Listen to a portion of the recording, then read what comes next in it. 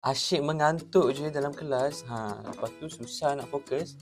Kita ada 3 cara untuk stay fokus di dalam kelas ketika belajar.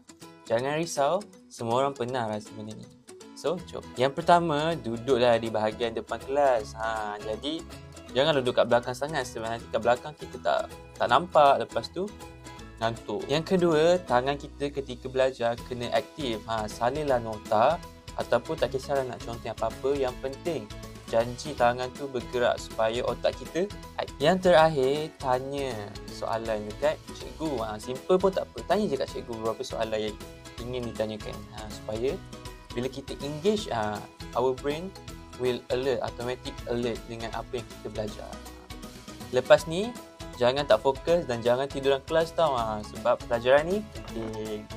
Nanti kalau nak tips yang lebih banyak tentang study ke belajar ke, bolehlah follow kita punya social media Bintang Kecil. Jumpa lagi.